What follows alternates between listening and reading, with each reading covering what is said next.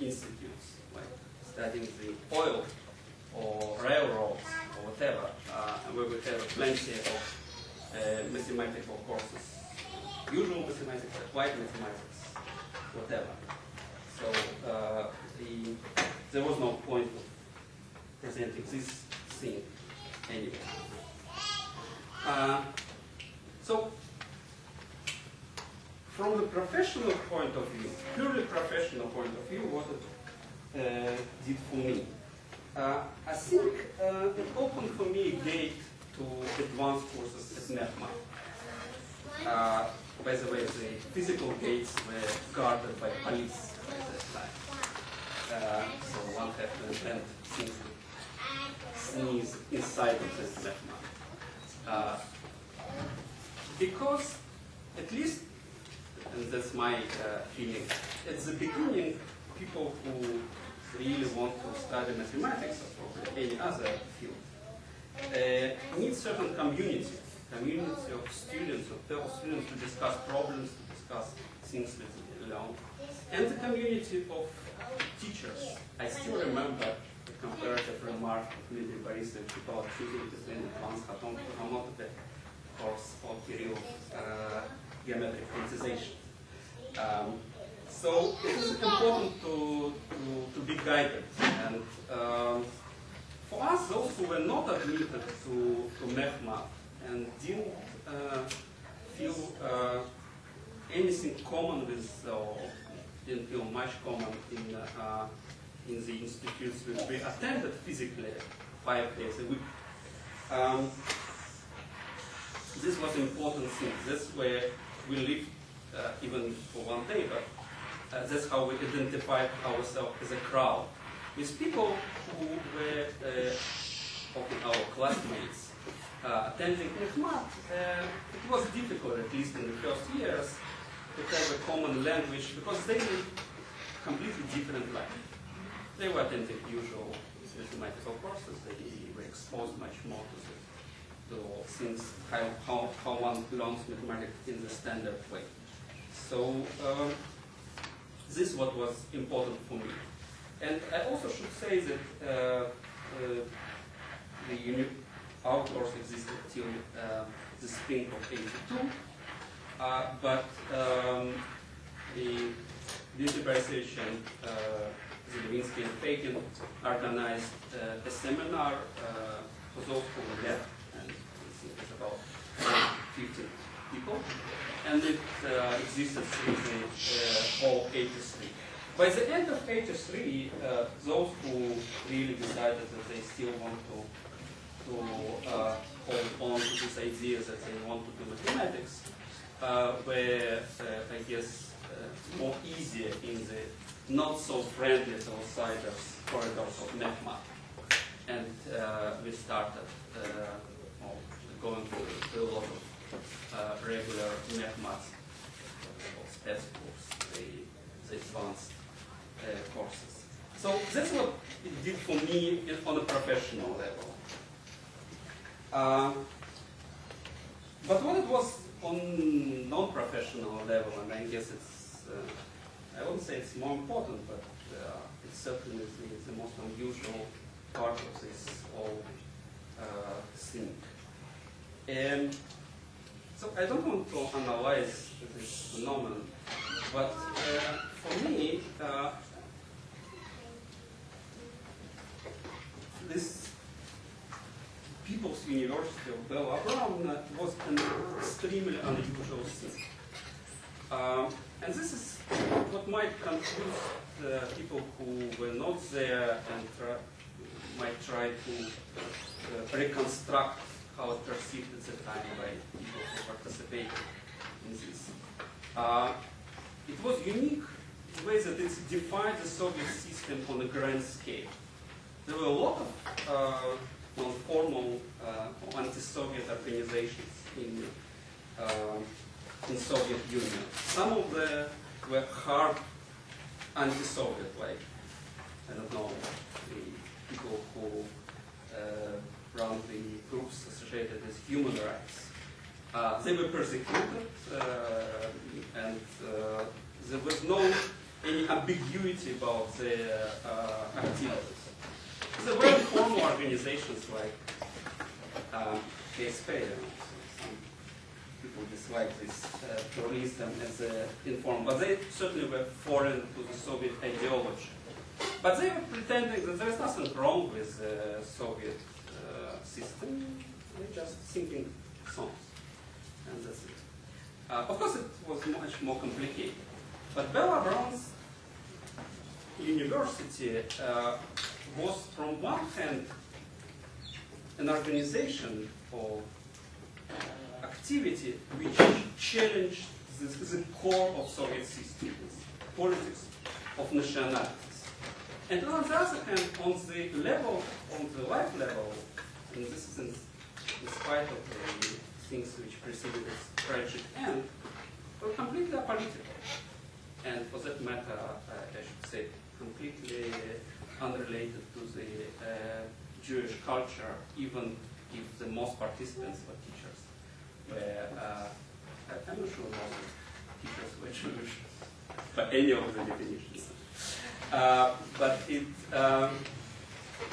was doing whatever it declared to do, to teach those who want to learn mathematics. Nothing less and nothing more. And in this thing, it conformed with this formal title. I don't want to. Well, in Russian it was курс повышения квалификации преподавателей вечерних математических школ. So, I'm not aware with anything else of that nature in Soviet Union.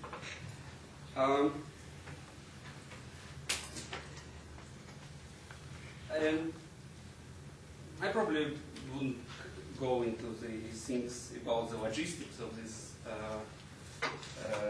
university. I still cannot believe that people who organize this, Bella Brown, Kanevsky, and Nina Sahar, were able to pull this up. It's not clear for me how they organize the rooms to be reserved every Saturday, copied the notes, well, prepared the snack and so on. So let me tell a semi-personal story related to Bella Brown. And this is not from those years, it's from a few years ago. And again, of course, I remember Bella Brown was sitting at our lectures, almost every lecture. And sure I remember the silent funeral. But what I want to tell is from a few years ago. So I was asked a couple of years ago, or pressed a couple of years ago, by Lily Marina, who is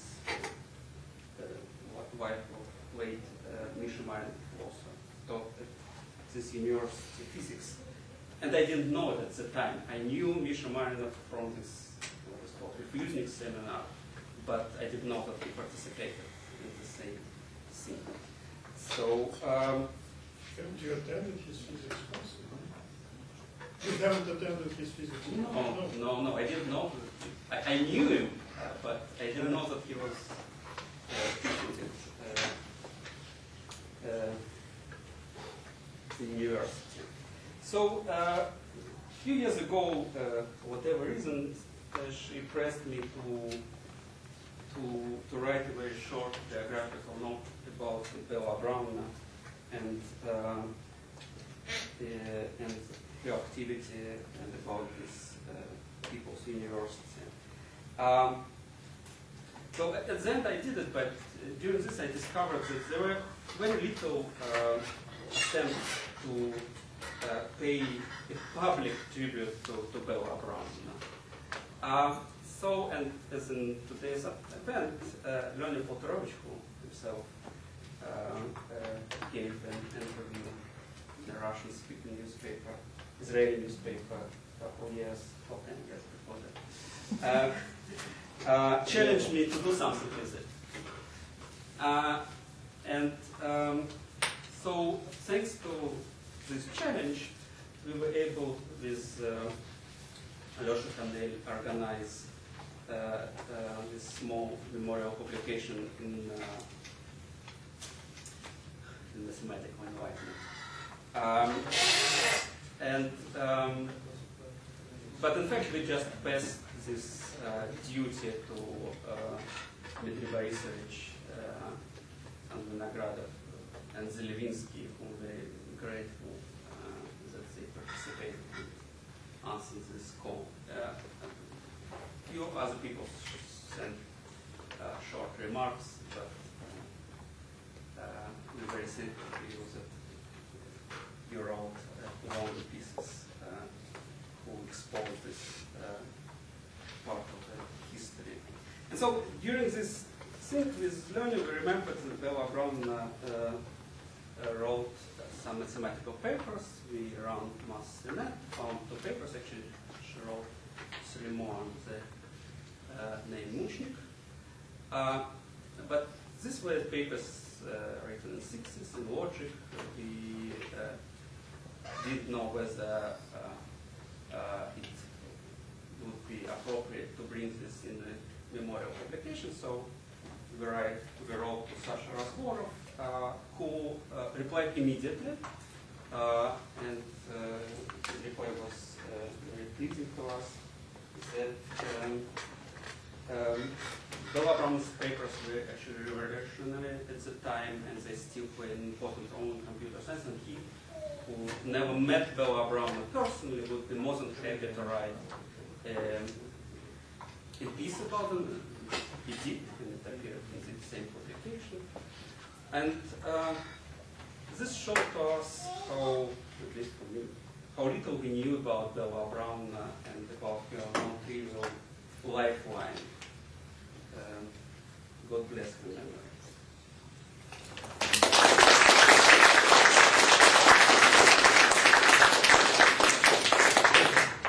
Any brief comments or questions? An announcement. The bus to Downtown Around will be leaving at 1:30 from the usual place. So this is our lower bound, upper bound. And the last scheduled talk before we start panel discussion, Mr. Shifman, Bella Subbotovskaya story and episodes. Okay, I'm here in a somewhat strange position. I personally didn't know Bella Subbotovskaya, didn't know of her activities until a few years ago. I am not a professional mathematician, and I in no way ever was related to Moscow State University. So, by all means, it seems that I don't fit this conference. However, I was asked by the organizers, so I was honored by the organizers to give a talk here today. And the reason was that a couple of years ago I worked and then published a book. Here it is. It's called You Failed Your Math Test, Comrade Einstein. It was published by World Scientific, and the third part of this book in general is devoted to this phenomenon of how Jewish Africans were treated in the Soviet Union.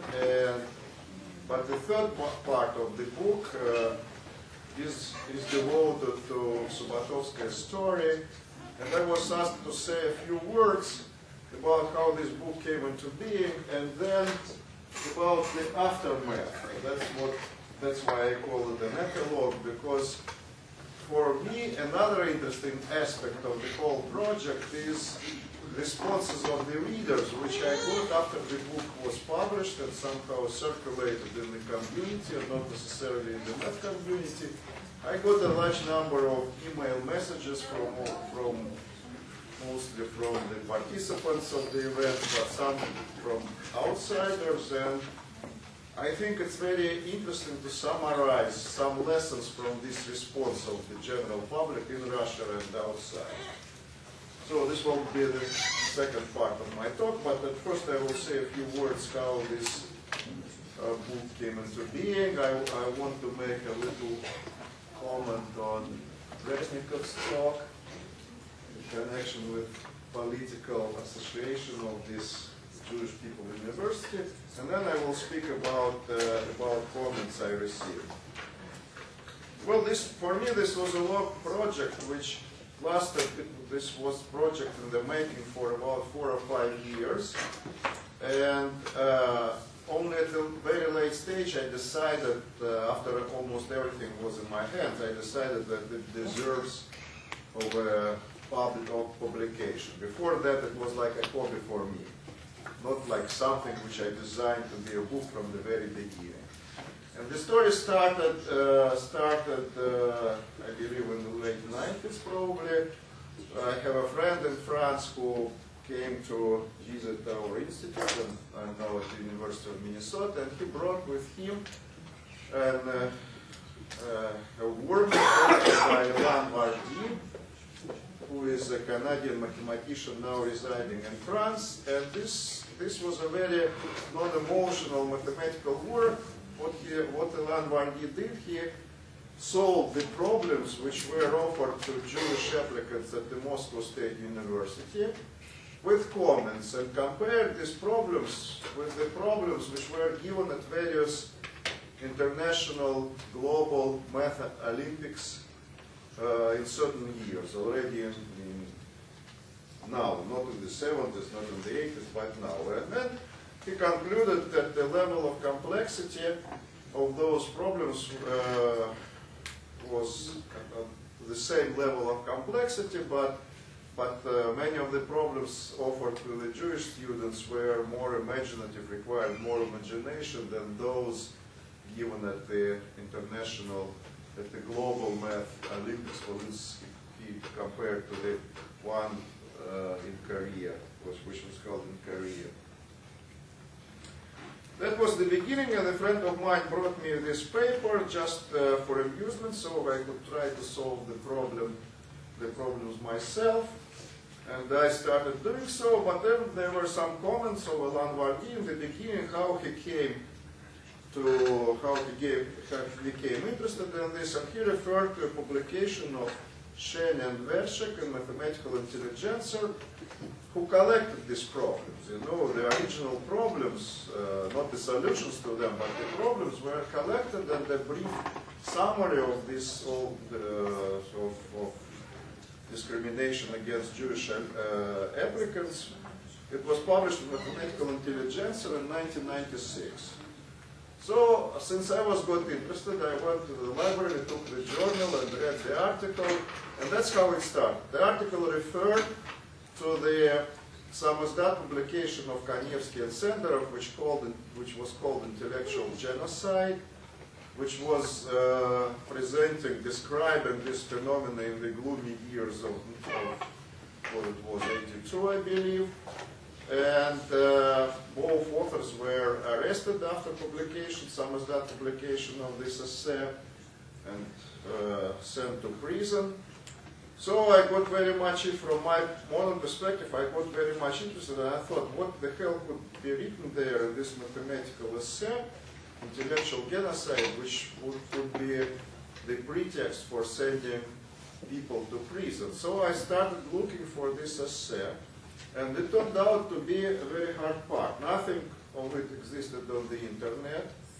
And I started writing to various archives which compiled samizdat literature in the Soviet Union. I wrote probably about 10 or 12 letters. Most of the archives didn't even answer to me. But eventually, after a long time, I got three answers. One from Budapest, one from Bremen, and one from Moscow. And they did have some copies of some typewritten copies of Intellectual Genocide. And they sent me these copies. All of them were incomplete. For instance, the one I got from Budapest, I believe, contained the first 2/3. And the one from Moscow did have few pages too. All of them, they're like the fifth of the 6th carbon copy. And with formulas written by hand and very poorly signed. It was hard. So I had to do a detective work of combining these three, you know, like in Jules Verne's story, of combining these three documents, trying to reconstruct the full original and the correct mathematical expressions there. And by itself, this process took me quite a time. But eventually I managed. I compiled, because fortunately these copies had omissions in different places. So by combining them together, I could compile the whole document. And then I hired a student to help me out with the mathematical formulas. So he went carefully through these problems. And in case of ambiguities, we discussed it together. But I think more or less we managed to do it. So this was kind of the first document ever which I put in this file, in this project file. And then I started looking for more, and I could find very little in public domain, very little about Bella Subbotovskaya, because that's how I learned about Bella Subbotovskaya, from the publication. Okay, Lilia Marinov, who is my big friend, he sent me photocopies of 2 papers, 2 articles in the Jewish Israeli-Russian newspapers. But they were very nice articles, but quite short with very little factual detail. They were more emotional than factual, and I wanted to have something factual. So it went on and on. I was looking for Senderov, the internet, trying to find them out, because I didn't know people from this community. I'm no mathematician, you know, and I didn't know whom to address. And it took me about 2 years to find Senderov's email address, and it was about 2 years, yes. And then I wrote to him, and he responded me back, and eventually I went to Moscow to interview him. So I interviewed him in his department, and he gave me lots of names of people whom I should address. He connected me to Boris Senderov and to some other participants. I'm sorry, to Boris Kanevsky and other participants of the events. And that's how I proceeded. And at this stage, I addressed those people. I wrote to Dmitry Fuchs and to other people. And at this stage, I started thinking that since it was so hard to get these materials, and since this is a great, heroic, untold story of which nobody was aware, I started thinking that perhaps it should not go in vain. Perhaps this material should be collected. The essay of Kanevsky and Senderov, Intellectual Genocide, translated into English and published in the book together with recollections of participants of the problems, with some data, factual material. So I started trying organizing things. The whole process already at this stage, when it became clear, well, it's not quite clear to me, but okay, when I started thinking on this is not technically, this was already not so difficult, because I worked a lot with Google Scientific. This is a very cheap publishing house, and they do things quickly, although they require everything. The editor had to do everything. I had to do everything by myself. All translations provided, all footnotes, graphic design. I had to hire a graphic designer, everything. They don't do anything, just print the book and market it. That's all they do.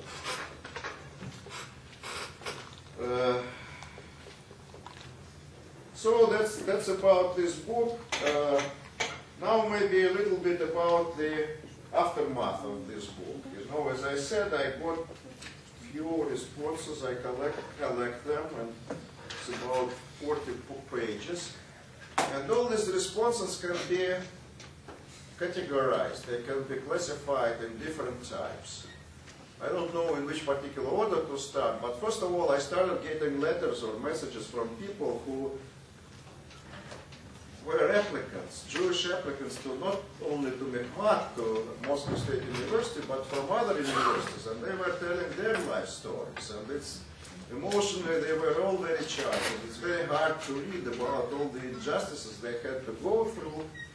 And it was also interesting factually, because some of these letter writers, they remember some of the problems they were offering, you know, which were not recorded by Alexander Shen and Vershek, and were not analyzed by Ilan Mardi. So they came up with their problems, and some of them send me problems with solutions as they see them now. Some of them send better solutions than Ilan Barty solutions. So I have my own personal collection of the stories, and since this is an audience of mathematicians, I want to give one of the problem which sort of caught my eye, and because I tried to solve it for a few days, and I still don't know a solution to this problem. One former student wrote to me that when he was trying to pass examinations to Mikhail, for some miraculous reasons, he got A on written exam, and then he got non-passing grade on oral math exam. And the problem which killed me was he was asked to solve the functional equation f of f of x is equal to x squared minus 2. Okay, I still don't know. I mean, I know iteratively it can be solved, right, as a series, but I don't know how to do it, and the solution is definitely not unique. So you may think of this problem. I mean, and imagine this is given to a 16-year-old boys, and after 3 hours of very hard questioning, and he was totally kind of exhausted. So this is one class of question. And then there is another interesting lesson to learn. You know, when in the process of preparation of the book, when already I got connected to the circle of people who participated in this heroic effort, there were some voices, some people raised the concerns that maybe it's not the proper time. They asked me, why would you do this project? Why would you write about this now? So many years later, when the phenomenon doesn't exist anymore, with the collapse of the Soviet Union and the demise, the disappearance of the Iron Curtain, the problem is largely non-existent, because now everybody who wants to leave Russia, that's, I mean, is free to leave, no problem. With Jewish applicants, you are not needed at Moscow University, you can go to Cornell University or Tel Aviv University or whatever. So they're asking me, why all things? It's only irritating people and doesn't do any good, okay? And I was, at a certain point, I was hesitant. I didn't know whether I was doing a right thing or a wrong thing, and maybe indeed these people who were telling me that's not the time to do the project were right. But when I started getting messages, responses from the people from Russia, I understood, I think I was right, because I got quite a few responses of people who are not particularly close to mathematics, at least some of them not close to mathematics, with total denial. You see, absolutely, not only they don't admit this phenomenon, they would say nothing of this kind existed, and why would you write such a slanderous things? Nothing of this type exists. Maybe some little individual episodes in some individual places, you know, not connected to any system. Maybe that could have happened, but nothing of the systematic process. No systematic process existed for discrimination against Jewish applicants. It's not one message, it's quite a number of messages of this type, and also I received from people. So I think that until, you know, it's like in Germany, when German Nazis was defeated, Germany underwent a process of cleansing, moral cleansing, or most of the German intellectuals and German people admitted their history, that it was a terrible history, terrible things had been done, and only after this realization is made, after the nation admits that yes, we were doing terrible things, only after that it can go into the future with clean consciousness. From these messages, I don't know, of course it's just a limited number of messages, I didn't make any polls, any statistically significant polls, or scientific polls. I don't know how general this phenomenon, but from those which I have, I guess that nothing of this kind happened there. Those people didn't recognize the phenomenon as such, they didn't say that they didn't admit that such bad things were done, and so the consciousness is not purified in this sense. Okay, surprisingly, I got a couple of messages from Western intellectuals, from Americans. You know, I don't know about them much, but they try to rationalize this process of discrimination of Jewish applicants, saying that one of them asked me in which way it is different from the admission process in the American universities. American universities also take into account not only scientific merits of the applicants, there are lots of other factors which are taken into account. So why all this fuss about? So much ado about nothing. We have the same thing, and in Soviet Union you had the same thing. You know, so this also surprised me. Well, it didn't surprise me. I know certain class of people on the West who are very idealistic, and I corresponded for some time with this person and tried to explain him the difference, but I'm not sure I succeeded. And there was another instance of a Western intellectual who was marginally kind of, not marginally, he's related somehow to mathematics, and I wanted him, and he had some material, some additional materials, and I wanted him to help me out a little bit, and I wrote him a message asking to help me out with this project, and he responded to me that his participation, this is a terrible project, this would be damaging to the socialist ideas, you know, and I should not go carry it out, and he declined any assistance. So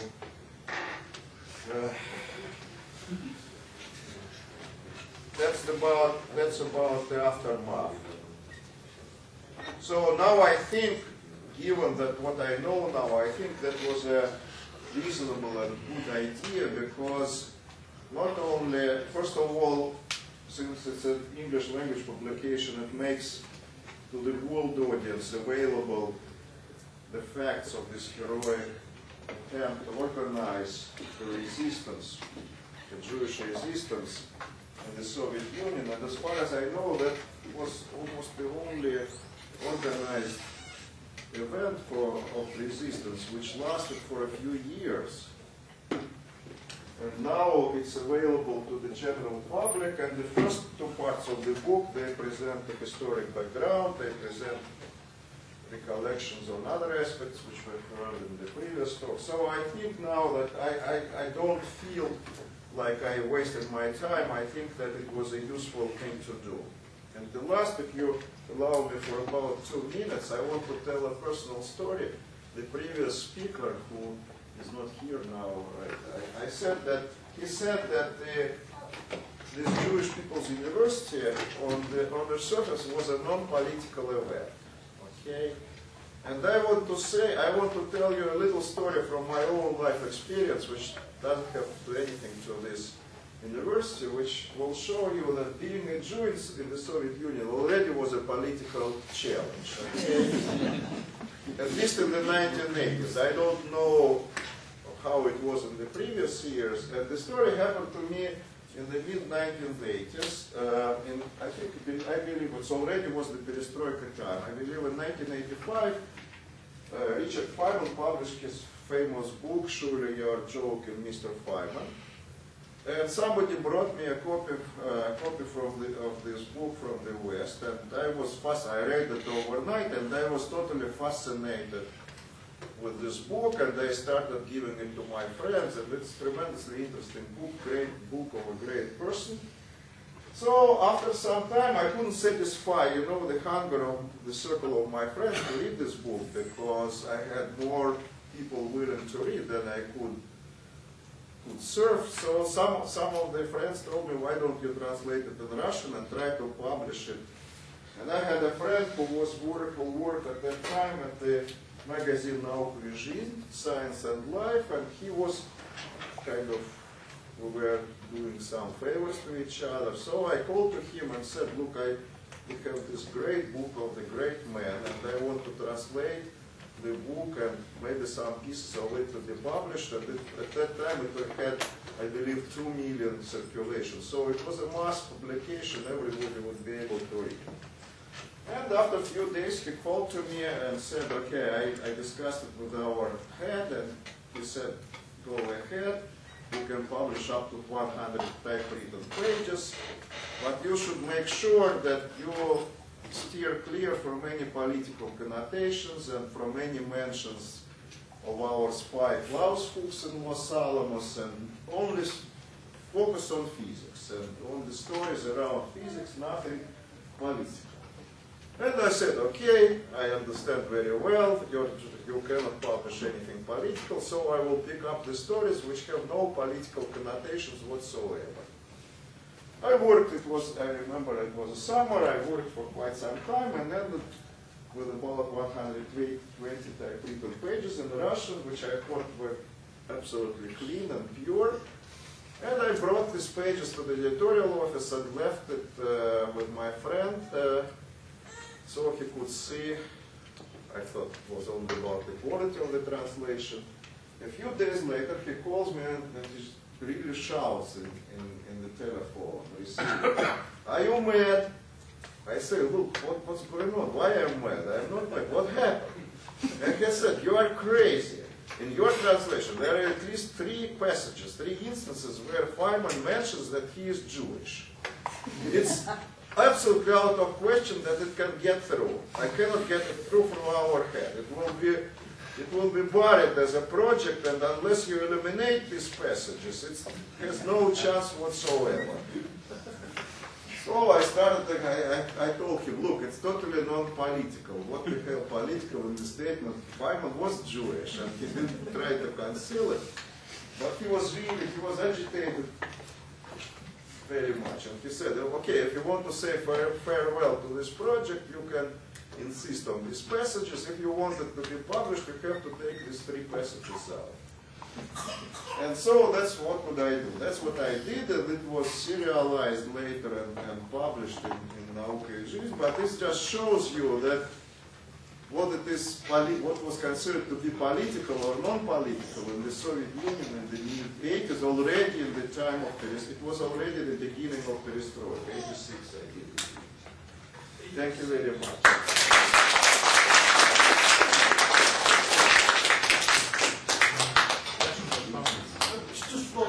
To the last story of the book. Yeah. First, in the middle of 90s, it was published in Russia, and you can still see the difference what happened in Russia. It was published in Udmurtia, in some translation, and I can't say it in English, but in Russian there was some expression in the translation. It was православные евреи. I can tell you the story about this publication. Indeed, in the mid-1990s, already after the demise of the Soviet Union, the first full translation of Feynman's book was published in I forgot it, somewhere in the province, in the Izhevsk. The person who published it, I believe he's somehow related to mathematics, but he is also an owner of a small private publishing house, and they specialize in science books and also in biographies of great people. And this person called me in Minneapolis and asked me to help him out a little bit with the translation. He connected me with a lady who translated the book from English into Russian. And this lady, she never was abroad, and she had only some academic knowledge of English language. And Feynman's language is very peculiar. Not only it's far from British, it's even American peculiar, okay? And I tried to consult her. I had like 50 messages exchanged with her, but some things slept. And she did translate it. There was an Orthodox rabbi, right? That's what, Orthodox rabbi. And she translated it as православный раввин.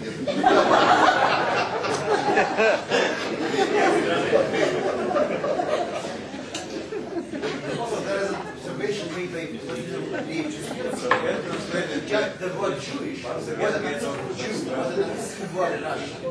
And he gets approved because we have different forms. For example, autonomny of something, and Bursky of or Kazakh chapter or something, but you cannot have the real chapter. May I make a comment? This, I think this thing doesn't have a solution. You have a solution? There is no real solution of this equation.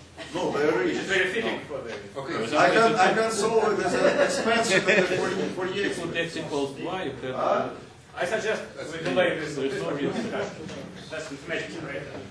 There is not mathematics, but more long history lines. So that's the end of this part of our schedule. And now we start the panel discussion. I suggest the following form. We have about half an hour, because the bus will be leaving peacefully, some of the participants. So I suggest 5 minutes for a presentation, and I will try to enforce this. These are the people who expressed interest in talking in chronological order, so let's go along this list.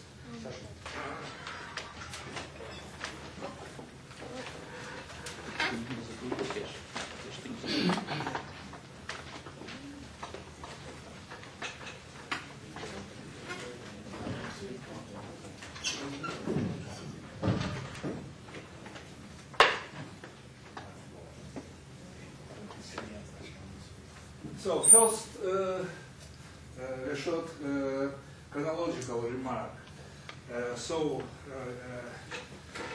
scientific approach to chronology, according to modern states of art, so our universe starts with Big Bang. So the origin of the people university, I'm doing an analogy, as I have done today, started from this center flapping on Shkalika phase instance. Then after Big Bang, some information, elementary particles, then atoms, molecules, and so on.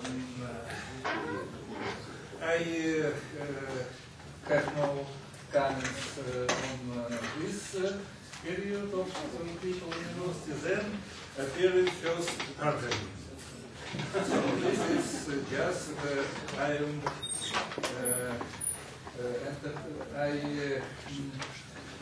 started to participate in the game. So first,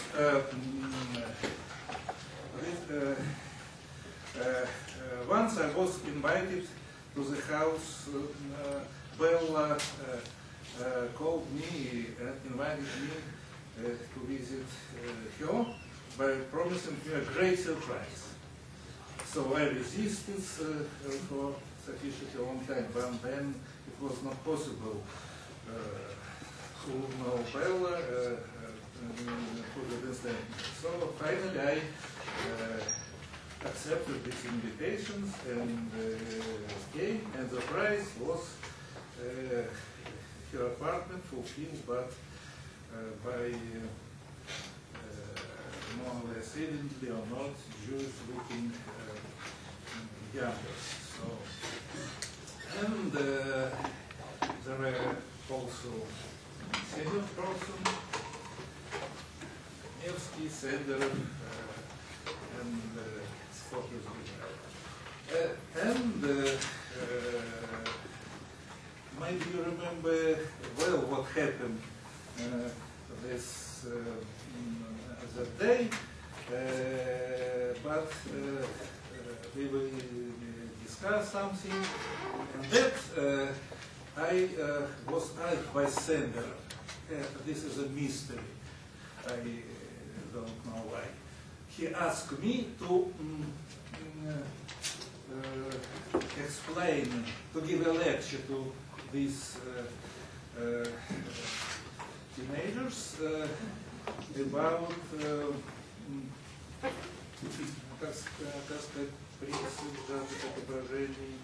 contracting methods, on the principle of contracting mathematics.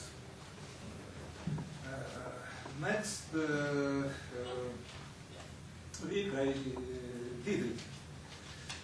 And when our, so to say, student left us, we started to discuss what next to do. And the first idea was to organize some single lecture, something like that, just to support this mathematically evolved young person.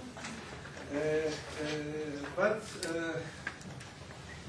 suddenly, in my mind, I met two ideas. So that epoch I was pursued by an scientific mathematical idea, just to change teaching mathematics.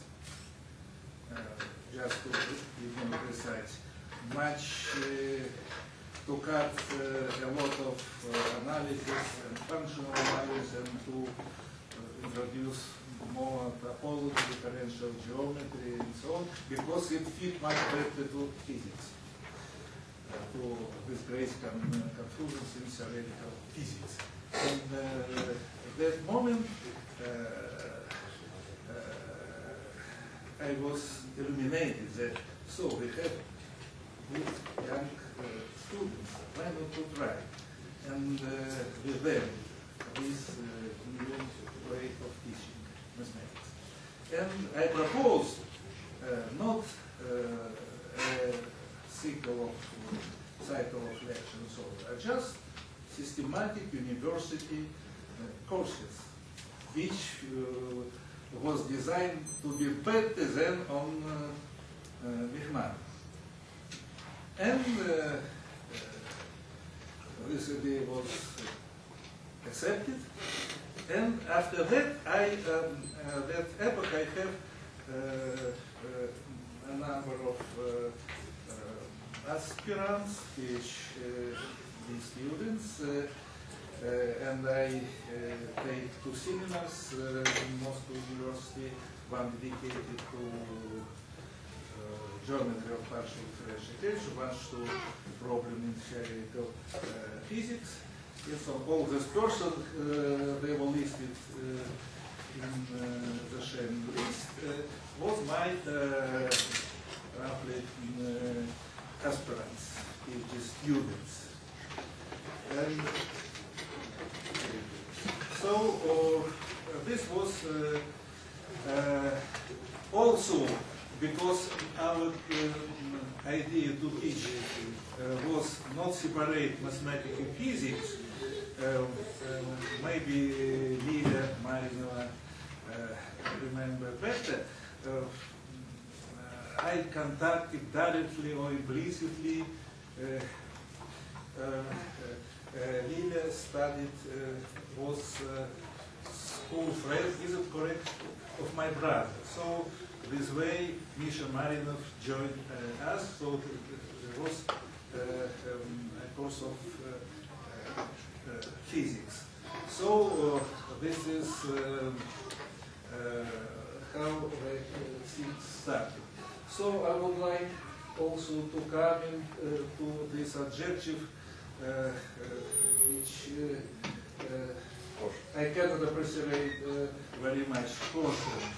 So look for these names, mainly of Jewish person. No, do you see Ben-Gurion names or something? You see, this is responsibility for families, future.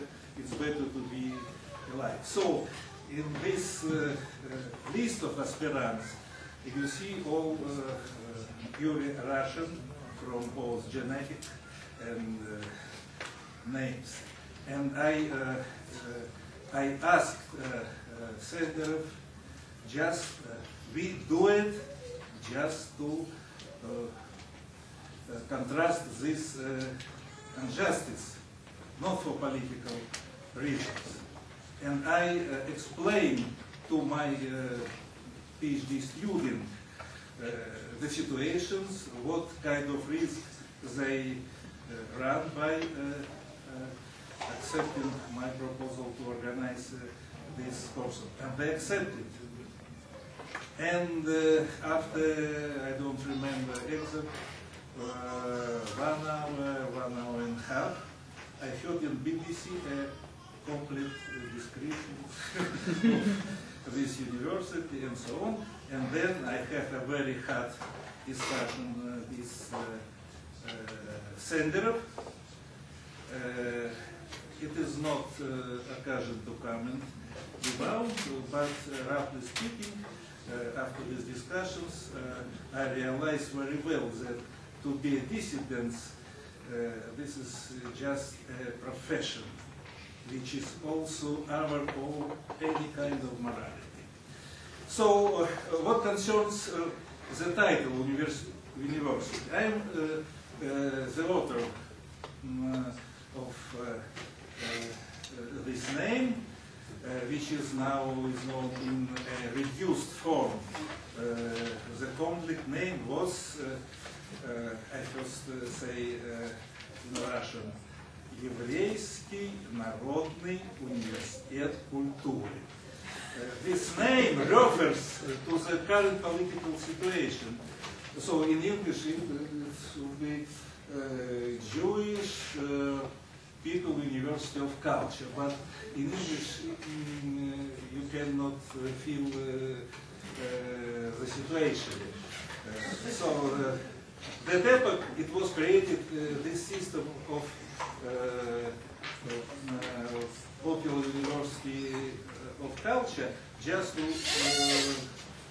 give possibility to Komsomol leaders and similar person to get diploma of university educations. So this was an ironic name for this time. Then disappearance of culture and mainly resisted.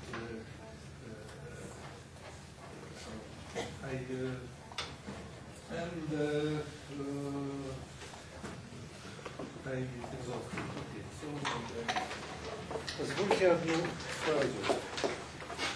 Извините, у меня возникло ощущение, что вы тогда были немножко антисоветски настроены. Вы BBC слушали, а Сендеров нет.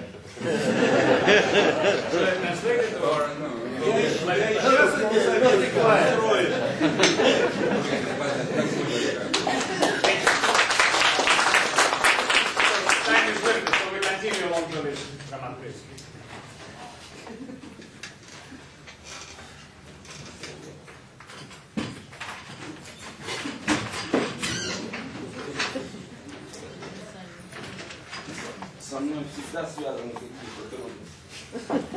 Да. Sure. Yeah.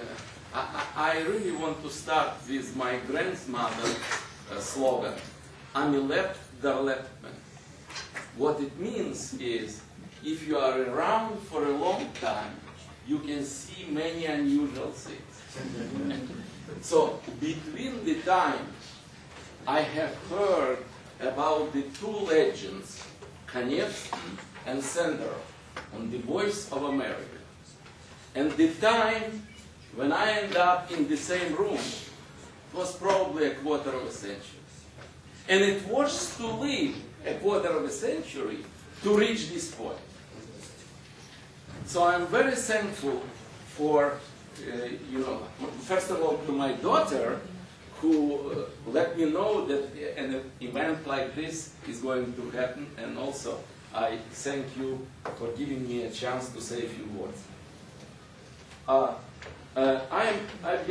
believe that I belong to Dimitri's generation, and I'm coming from another world. Keep in mind that Kiev and Moscow is two completely different stories. I was never failed on the exam in Kiev University because my application have not been accepted. who was failed from Kiev University, is my classmate, a very well-known mathematician, Grisha Eskin. He got a silver medal, so he do not supposed to pass an exam, just an interview. And during the interview, the interviewer explained to him that he don't understand what does it mean logarithm. So Grisha ended up in Lutsk, and I end up eventually in Житомир областной педагогический институт. If you will make an abbreviation, it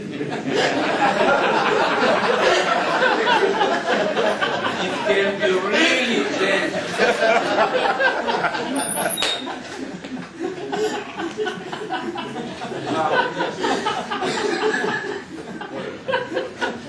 What I really want to talk about is about this man.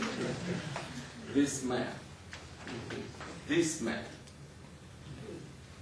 It was on Sunday, there's Friday today, right? On Sunday, he would be 100 years old. My teacher, Simon Israel Zuchavitsky. You know, we are talking about that under no means, no money, nothing, and we did the school, and the school grows, etc., etc.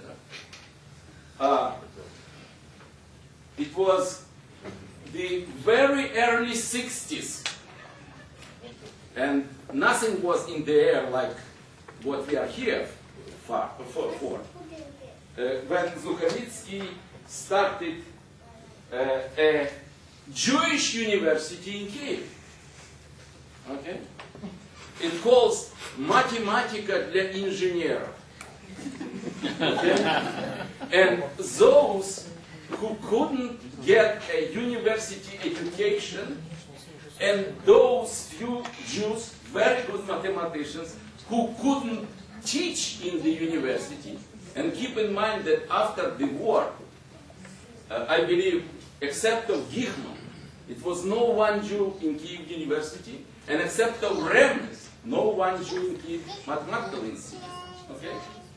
So, those who couldn't get an education mathematics and who couldn't teach could do it in the Республиканский дом научной пропаганды, how to translate it,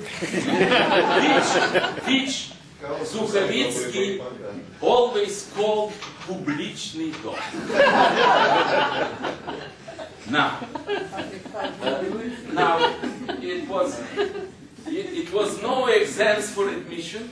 Everybody who wants to study mathematics could do this.